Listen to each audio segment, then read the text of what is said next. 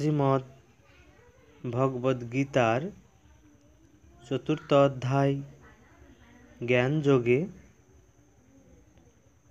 শ্লোক নম্বর ১৯-এ বলছেন, যার সকল কর্মচেষ্টা ফলাকাঙ্ক্ষা ও কর্তৃত্বাভিমান শূন্য, জ্ঞানরূপ অগ্নিতে দগ্ধ হয়েছে কর্ম যার, সেই ব্যক্তিকে জ্ঞানী ব্যক্তিরা পণ্ডিত বলে থাকেন। যিনি কর্মে ও কর্মফলে আসক্তি ত্যাগ করেছেন, যিনি সকল সময় আপনাতেই তুষ্ট, যিনি দেহ ও ইন্দ্রিয়ের আশ্রয়হীন, কর্মে প্রবৃত্ত হলেও তিনি কিছুই করেন না, যিনি নিষ্কাম, যার চিত্ত ও দেহেন্দ্রিয় সংযত, এবং যিনি সর্বপ্রকার দান গ্রহণ পরিত্যাগ করেছেন, তিনি জ্ঞানের সাহায্যে কর্তৃত্বাভিমান শূন্য হন। তাই তিনি দেহ ধারণের উপযোগী কর্মমাত্র করেন, পাপ পুণ্যভাগী হন না। প্রার্থনা বা চেষ্টা না করে যা মিলে, যিনি তাতেই তৃপ্ত থাকেন, যিনি সুখ দুঃখ লাভ ক্ষতি প্রভৃতি দ্বন্দ্বে অচঞ্চল থাকেন, যার মাৎসর্য নেই, যিনি সিদ্ধি ও অসিদ্ধিকে মানে লাভ ক্ষতিকে সমান মনে করেন, তিনি কর্ম করেও কর্মফলে আবদ্ধ হন না। যিনি আসক্তিহীন, কর্তৃত্বের অভিমান যার নেই, যার চিত্ত আত্মজ্ঞানে নিবিষ্ট, এবং যিনি ঈশ্বর প্রীতির জন্য কর্ম করেন, তার কর্মসমূহ ফলসহ বিনষ্ট হয়, অর্থাৎ তার কর্মবন্ধনের কারণ হয় না।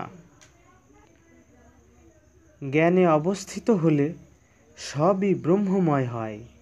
ক্রিয়া ক্রিয়ার উপকরণ কিছুতেই কোনো ভেদ থাকে না। হবনের পাত্র অগ্নি, হবন ক্রিয়া হবি, সর্বত্র ব্রহ্মদর্শন সম্ভব হয়।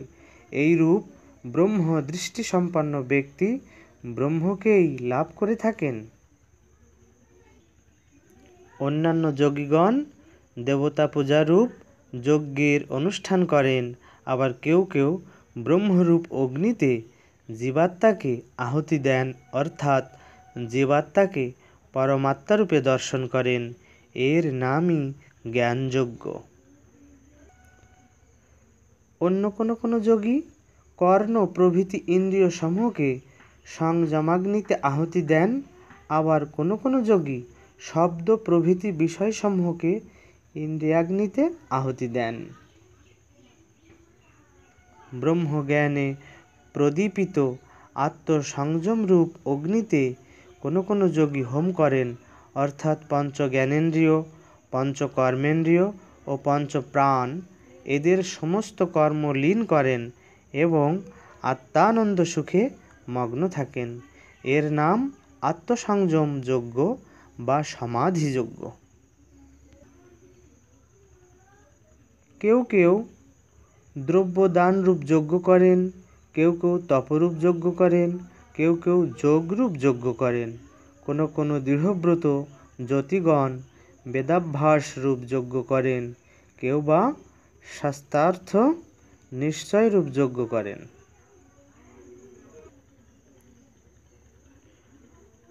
অন্যান্য যোগী অপান বায়ুতে প্রাণবায়ু আহুতি দিয়ে পূরক প্রাণায়াম, কেউ প্রাণবায়ুতে আপন বায়ু আহুতি দিয়ে অর্থাৎ রেচক প্রাণায়াম এবং প্রাণ ও আপন বায়ুর গতি রোধ করে কুম্ভক প্রাণায়াম করেন। অন্য কোনো যোগী মিতাহারী হয়ে প্রাণ ও অপ্রাণ বায়ুর গতিরোধ করে ইন্দ্রিয়গণকে প্রাণে আহুতি দেন। এই যজ্ঞবিদগণ সকলেই যজ্ঞ দ্বারাই পাপমুক্ত হন। যারা অমৃততুল্য যজ্ঞে অবশিষ্ট অন্ন ভোজন করেন, তারা সনাতন ব্রহ্মপদ লাভ করেন। হে কুরুশ্রেষ্ঠ, যে যজ্ঞহীন অর্থাৎ কোনো যজ্ঞই করে না, তার তো ইহলোকেই নেই, পরলোক তো দূরের কথা, অর্থাৎ ইহলোকেই সে সর্বত্র নিন্দিত, পরলোকে তো নরকগামী হবেই। তার জীবন উভয় লোকে ব্যর্থ, মোঘং পার্থ স জীবতি। বেদমুখে এইরূপ বহুবিধ যজ্ঞ ব্যাখ্যাত হয়েছে। সেই সকলকে কায়িক, বাচনিক ও মানসিক কর্মজাত বলে জানবে। এইভাবে জানলেই মুক্ত হবে। হে পরন্তপ, দ্রব্যসাধ্য যজ্ঞ অপেক্ষা জ্ঞানযজ্ঞ অধিকতর প্রশস্ত, কেননা ফলসহিত সমস্ত কর্ম নিঃশেষে ব্রহ্মজ্ঞানে সমাপ্ত হয়। যে উপায়ে সেই জ্ঞান লাভ করা যায় তা বলছি, তুমি জেনে নাও। প্রণিপাত, সশ্রদ্ধ জিজ্ঞাসা ও গুরু সেবায় প্রসন্ন হয়ে তত্ত্বদর্শী জ্ঞানী তোমাকে সেই ব্রহ্মজ্ঞান উপদেশ দিবেন। হে অর্জুন, যা জানলে পুনরায় এমন মোহগ্রস্ত হবে না যে জ্ঞানের দ্বারা চরাচর প্রাণীকে নিজের মধ্যে এবং পরে আমাতে দেখবে। যদি তুমি সমস্ত পাপীর মধ্যে নিকৃষ্ট পাপকারীও হও, তবু সকল প্রকার পাপ যা দুস্তর বলে সাগরের তুল্য, সেই সাগর তুমি জ্ঞানের ভেলায় অতিক্রম করতে পারবে। প্রভু বলছেন, যদি তুমি সমস্ত পাপীর মধ্যে নিকৃষ্ট পাপকারীও হও, তবু সকল প্রকার পাপ যা দুস্তর বলে সাগরের তুল্য, সেই সাগর তুমি জ্ঞানের ভেলায় অতিক্রম করতে পারবে। হে অর্জুন, যেমন প্রজ্বলিত অগ্নি কাষ্ঠরাশি ভস্মীভূত করে, সেইরূপ ব্রহ্মজ্ঞানাগ্নি সমস্ত কর্ম ভস্মসাৎ করে। জ্ঞানের তুল্য পবিত্র ইহলোকে আর কিছু নেই। দীর্ঘকালের প্রযত্নে কর্মযোগে চিত্ত শোধিত হলে সেই যোগ সিদ্ধ ব্যক্তি নিজের মধ্যেই এ জ্ঞান লাভ করেন। যিনি শ্রদ্ধাবান, সাধন তৎপর এবং জিতেন্দ্রিয়, তিনিই জ্ঞান লাভ করেন। আত্মজ্ঞান লাভ করে শীঘ্রই তিনি পরম শান্তির অধিকারী হন। অজ্ঞানী, শ্রদ্ধাহীন এবং সন্দিগ্ধচিত্ত, এই তিন প্রকারের লোকই বিনষ্ট হয়। এই তিনের মধ্যে সন্দিগ্ধচিত্ত ব্যক্তি নিকৃষ্ট, তার ইহলোক পরলোক সুখ কিছুই নেই।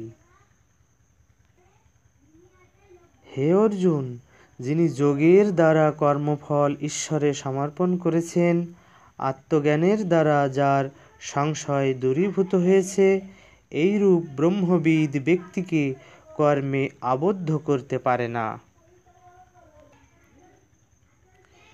সুতরাং হে অর্জুন, তোমার হৃদয়স্থ অজ্ঞানজাত এই সংশয়কে আত্মজ্ঞান রূপ খড়গের দ্বারা ছিন্ন করে নিষ্কাম কর্মযোগ অবলম্বন করো।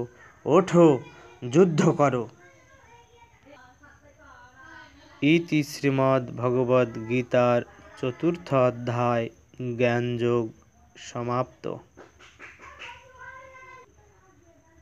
শ্রীমদ্ভগবদ্গীতায় দ্বাদশ অধ্যায় ভক্তিযোগ। অর্জুন উবাচ এবং সতত যুক্তা যে ভক্তাস্তাং পর্যুপাসতে যে চাপ্পাক্ষরমব্যক্তং তেষাং কে যোগবিত্তমা। অর্জুন প্রশ্ন করলেন, ভগবান, এইভাবে কর্মাদিতে নিযুক্ত থেকে যে সকল ভক্ত তোমার উপাসনা করেন এবং যারা বাসনা ও কর্ম ত্যাগ করে অক্ষর ব্রহ্মের উপাসনা করেন, এই উভয়ের মধ্যে কারা শ্রেষ্ঠ যোগী? শ্রী ভগবান উবাচ মজ্জাবেশ্য মন যে মাং নিত্যযুক্তা উপাসতে শ্রদ্ধয়া পরয়োপেতাস্তে মে যুক্ততমা মতা। শ্রী ভগবান বললেন, যারা আমাতে মন নিবিষ্ট করে নিত্যযুক্ত হয়ে পরম শ্রদ্ধায় আমার উপাসনা করেন, তারাই আমার মতে শ্রেষ্ঠ যোগী।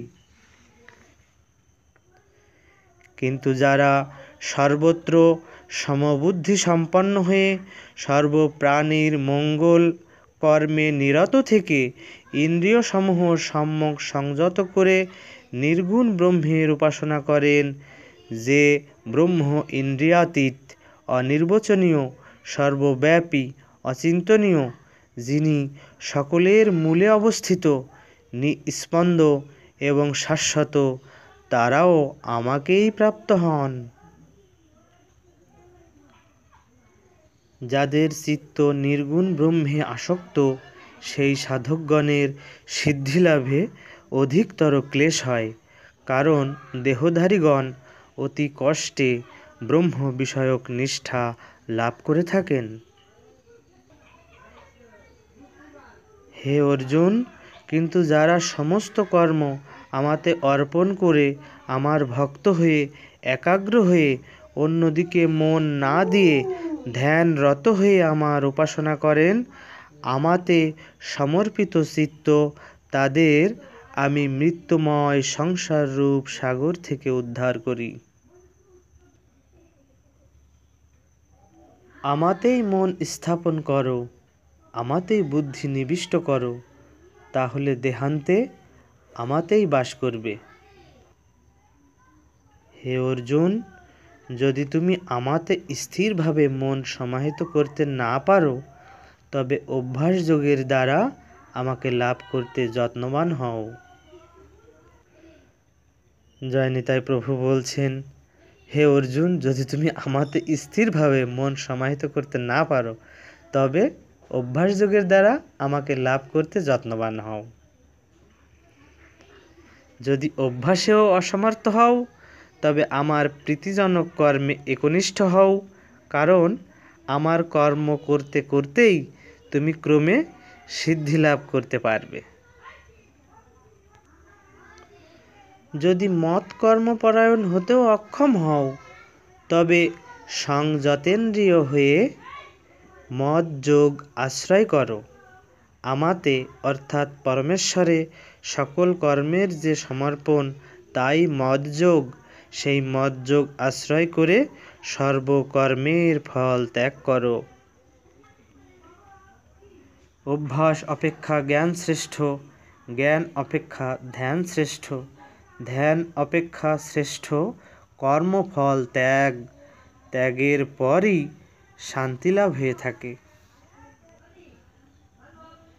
যিনি কাউকে দ্বেষ করেন না, যিনি সকলের প্রতি মিত্রভাবাপন্ন এবং দয়ালু, যার মমত্ব বুদ্ধি বা অহংকার নেই, যিনি সুখে ও দুঃখে সমভাবাপন্ন, ক্ষমাশীল, সদা সন্তুষ্ট, সমাহিত চিত্ত, সংযত স্বভাব, দৃঢ় বিশ্বাসী, যার মন ও বুদ্ধি আমাতে অর্পিত, আমার এই রূপ ভক্তই আমার প্রিয়। যিনি কাকেও উদ্বিগ্ন করেন না, যিনি অন্য লোকের দ্বারা উদ্বিগ্ন হন না, যিনি আনন্দ, পরশ্রী কাতরতা, ভয় ও দুশ্চিন্তা থেকে মুক্ত, তিনি আমার প্রিয়।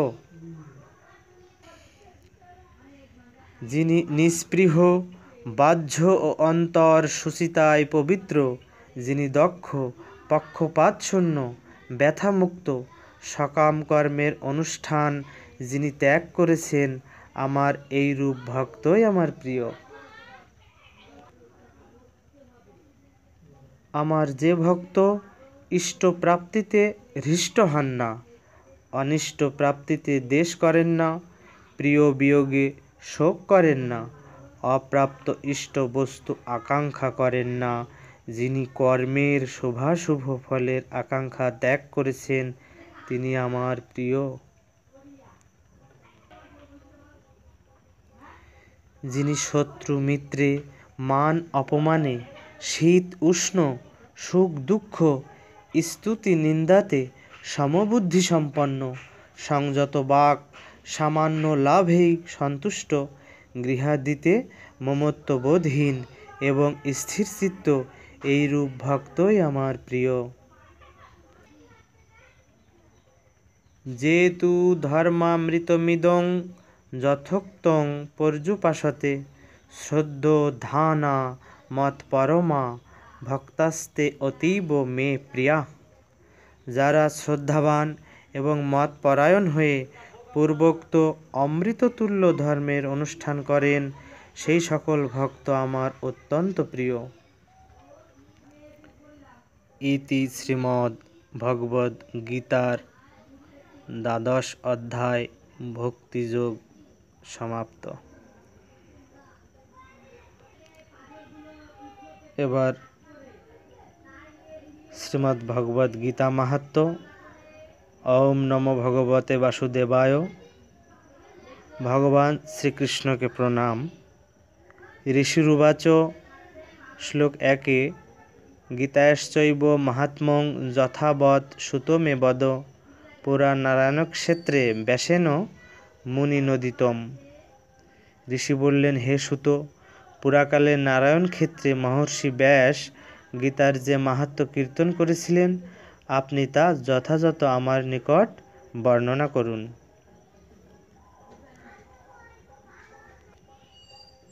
নির্মল কলির পাপনাশক গীতার উপদেশরূপ সুগন্ধ বিশিষ্ট বহু আখ্যানরূপ কেশরযুক্ত শ্রীকৃষ্ণের কথা দ্বারা জ্ঞানবান পৃথিবীতে সর্বদা সদ্ব্যক্তিরূপ ভ্রমরগণ দ্বারা আনন্দের সঙ্গে বারবার প্রিয়মান পরাশরপুত্র ব্যাসদেবের বাক্যরূপ সরোবরে উৎপন্ন মহাভারতরূপ পদ্ম আমাদের মঙ্গলের জন্য হোক। ওং পার্থায় প্রতিবোধিতাং ভগবতা নারায়ণেন স্বয়ং ব্যাসেন গ্রথিতাং পুরাণমুনিনা মধ্যে মহাভারতম অদ্বৈতামৃতবর্ষিণীং ভগবতীমষ্টাদশাধ্যায়িনীং অম্ব তেমনুসন্ধধামি ভগবদ্গীতে ভবেদ্দেশিনীম। হে জননী ভগবদ্গীতে, আমি তোমাকে চিন্তা করছি। প্রাচীন ঋষি ব্যাসদেবের দ্বারা মহাভারতের মধ্যে গীতা গ্রথিত হয়েছে। ভগবান স্বয়ং নারায়ণ অর্জুনকে জ্ঞানদানের জন্য গীতায় বলেছেন, গীতা পুনর্জন্মের শত্রু, পুনর্জন্ম বিনাশকারিণী, অষ্টাদশাধ্যায়ী রূপিণী, গীতা অদ্বৈত রূপিণী, অমৃতবর্ষিণী। ভদ্রং ভগবতা পৃষ্টং যদ্দি গুরুতমং পরম, শক্যতে কেন তদ্বক্তুং গীতা মাহাত্ম্যমুত্তমম। কৃষ্ণ জানাতি বৈ সম্যক কিঞ্চিৎ কুন্তি সুত ফলম, ব্যাস বা ব্যাসপুত্র বা যাজ্ঞবল্ক অথ মৈথিল। সুত বললেন, ভগবান, আপনি উত্তম বিষয় জিজ্ঞাসা করেছেন। এটি নিশ্চয়ই সর্বাপেক্ষা গোপনতম বিষয়। গীতার উৎকৃষ্ট মাহাত্ম্য কে বর্ণনা করতে পারে? ভগবান কৃষ্ণ গীতা মাহাত্ম্য যথাযথভাবে জানেন। কুন্তিপুত্র অর্জুন, ব্যাসদেব, ব্যাসপুত্র সুখদেব, যাজ্ঞবল্ক ও মিথিলার রাজা জনক গীতার মাহাত্ম্য কিছুটা জানেন। অন্যে শ্রবণত শ্রোত্তা লেশং সংকীর্তয়ন্তি চ, তস্মাৎ কিঞ্চিদ বদাম্যত্র ব্যাসস্যান্ময়া শ্রুতম। সর্বোপনিষদ গাব দগ্ধ গোপালনন্দন, পার্থবৎস সুধীর ভক্তা দুগ্ধং গীতামৃতং মহৎ।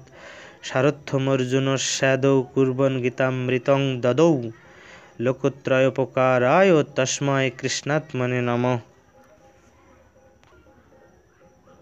অন্যান্য সকলে কানে শুনে অতি সামান্য মাত্র কীর্তন করেন, সুতরাং ব্যাসদেবের মুখ থেকে আমি যেমন শুনেছি তাই এখানে কিঞ্চিত বলছি। সমস্ত উপনিষদ গাভীস্বরূপ গোপালনন্দন ভগবান শ্রীকৃষ্ণ এই গাভীর দহনকারী, অর্জুন বৎস অর্থাৎ বাছুর, এবং মহা অমৃতময় গীতা দুগ্ধস্বরূপ। যিনি ত্রিভুবনের কল্যাণের জন্য প্রথমে অর্জুনের সারথি হওয়ার কাজ সম্পাদন করে গীতারূপ অমৃত প্রদান করেছিলেন, সেই মহাত্মা শ্রীকৃষ্ণকে প্রণাম। শরণাগতের জন্য পারিজাত বৃক্ষের তুল্য, সারথিরূপে অশ্বসমূহকে তাড়না করার জন্য যিনি হস্তে বেত্রদণ্ড ধারণ করেছেন এবং যে শ্রীকৃষ্ণের হস্ত জ্ঞান মুদ্রাযুক্ত, তাকে প্রণাম। সংসার সাগরং ঘোরং তর্তুমিচ্ছতি যো নরঃ গীতানাবং সমাসাদ্য পারং যাতি সুখেন সঃ গীতাজ্ঞানং শ্রুতং নৈব সদৈবাভ্যাস জগত মোক্ষমিচ্ছতি মূঢ়াত্মা জাতি বালকহাস্যতাম। যে শৃণ্বন্তি পঠন্তেব গীতাশাস্ত্রমহর্নিশম ন তে বৈ মানুষা জ্ঞেয়া দেবরূপা ন সংশয় গীতাজ্ঞানেন সম্বদ্ধং কৃষ্ণ প্রাহুর্জনায় বৈ ভক্তিতত্ত্বং পরং তত্ত্ব।